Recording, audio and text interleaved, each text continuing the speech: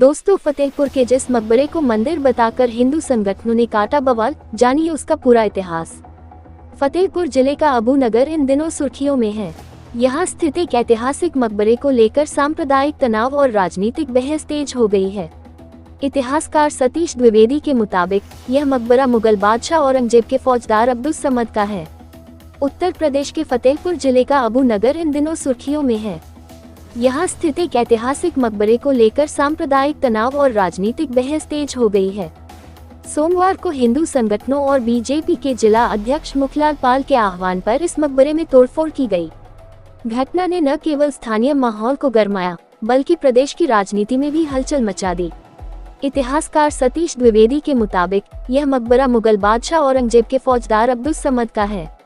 द्विवेदी बताते हैं कि खजुआ के युद्ध में औरंगजेब ने अपने भाई शुजा को हराने के बाद फतेहपुर में डेरा डाला था। इसी दौरान यह इलाका औरंगजेब के सैन्य छावनी के रूप में विकसित हुआ। बाद में अब्दुस समद को यही बसाया गया। अब्दुस समद की 1699 में मृत्यु के बाद उसके बड़े बेटे अबू बकर ने यह मकबरा बनवाया, जिसमें अब्दुस समद और अबू बकर दोनों की मजार मौजूद है। अबू नगर का नाम भी अबू बकर के नाम पर रखा गया।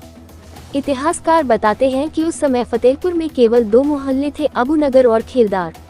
1850 के सरकारी नक्शे में भी यही 2 मोहल्ले दर्ज हैं, जबकि बाकी इलाका झील से घिरा था। मकबरे की दीवारों और सजावट में कमल, कलश जैसे हिंदू प्रतीकों के निशान पाए गए हैं। इस पर इतिहासकार सतीश द्विवेदी का कहना है, भले ही मकबरा अबू बकर ने बनवाया हो, लेकिन उस दौर में निर्माण कार्य हिंदू कारीगरों द्वारा ही किया जाता था, इसलिए ऐसे चिन्ह मिलना असामान्य नहीं है। बीते सोमवार को हिंदू संगठनों के कार्यकर्ता और बीजेपी जिला अध्यक्ष मुखलाल पाल के समर्थक मकबरे पर पहुंचे और इसे मंदिर बताते हुए तोड़फोड़ की। पुलिस ने इस घटना के बाद सार्वजनिक संपत्ति को नुकसान पहुंचाने और शांति भंग करने के आरोप में 150 से अधिक लोगों पर मामला दर्ज किया है। हालांकि सवाल उठ रहे हैं कि इस मामले में मुखलाल पाल का नाम फर्म क्यों नहीं है, जबकि वे कैमरे पर खुलेआम 11 अगस्त को वहां पहुंचने का आह्वान करते नजर आए। इस पर एसपी अनूप सिंह का कहना है कि पुलिस जांच कर रही है और फिलहाल कानून व्यवस्था बनाए रखने पर ध्यान है। घटना का राजनीतिक असर भी दिखा।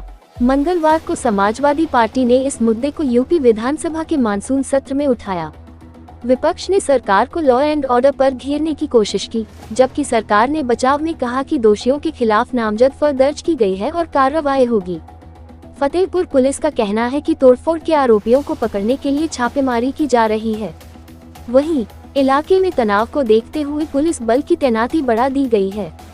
ग्राउंड रिपोर्ट के अनुसार हिंदू संगठन और बीजेपी के जिला अध्यक्ष जहां इस संरचना को मंदिर बता रहे हैं, वहीं इतिहासकार और स्थानीय दस्तावेज इसे स्पष्ट रूप से मुगलकालीन मकबरा बताते हैं।